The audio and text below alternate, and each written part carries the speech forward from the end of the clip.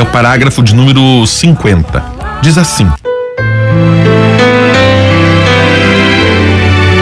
tendo perfeito conhecimento desta comunhão de todo o corpo místico de Cristo, a Igreja terrestre, desde os primeiros tempos do cristianismo, venerou com grande piedade a memória dos defuntos, ofereceu também sufrágios por eles, porque é santo e salutar o pensamento de orar pelos defuntos para serem libertos de seus pecados. Vamos lá, vamos devagar, vamos lá, porque essa é uma realidade que nos causa bastante curiosidade, dúvidas. Muitos irmãos evangélicos nos questionam sobre esta realidade. Então, rezar pelos defuntos é uma prática que está presente na igreja desde muito tempo atrás, desde os primeiros cristãos, desde o início, na chamada igreja primitiva, a igreja aqui da terra, sabendo desta comunhão, deste corpo místico de Cristo, ela sabe que as suas orações, as suas súplicas podem também ser elevadas em memória e piedade dos fiéis defuntos. E aí, diz ainda aqui o Papa, citando uma passagem bíblica, 2 Macabeus 12:46, que fala que é salutar o pensamento de orar pelos defuntos para serem libertados dos pecados. Então, 2 Macabeus 12:46. Se alguém algum dia questionar você, mas onde que diz na Bíblia que devemos rezar pelos mortos? 2 Macabeus 12:46. Contudo, diz o Papa, os apóstolos e os mártires de Cristo, que deram, com a efusão do próprio sangue, o maior testemunho de fé e de amor. Sempre a igreja acreditou nos que estão mais estreitamente unidos em Cristo.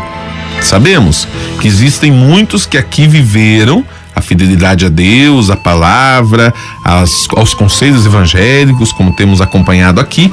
Esta realidade faz com que eles estejam mais estreitamente unidos em Cristo.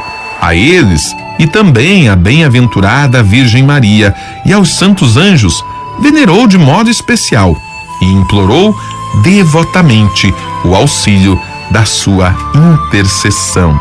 Veja, os apóstolos e mártires que derramaram o próprio sangue, a igreja sempre acreditou que eles, justamente por isso, estão unidos a Cristo. E também, junto desses apóstolos e mártires, bem-aventurada Virgem Maria.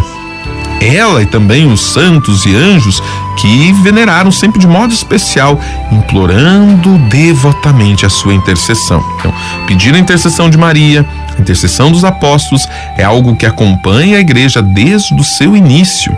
Cedo, diz o Papa, tomaram também lugar na veneração e nas preces aqueles que imitaram mais de perto a virgindade e a pobreza de Cristo.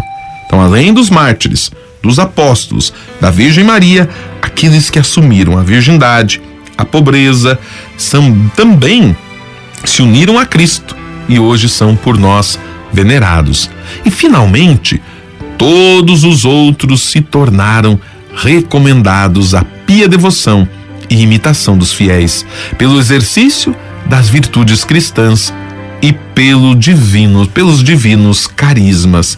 Então veja, se nós olharmos a história, aqui está a história da igreja. Olha que interessante. O Papa colocou aqui, vamos dizer assim, nesta linha do tempo da santidade, toda a história da igreja. Olhamos lá no início os apóstolos, olhamos também os mártires, na sequência dos apóstolos vem os mártires, a devoção à Virgem Maria, que também está desde o início lá. Depois, a veneração e preces daqueles que imitaram Jesus pela virgindade, pela pobreza. Veja, não são mais os apóstolos já morreram. Também não são os mártires, não é tempo de perseguições, não da perseguição romana, dos imperadores.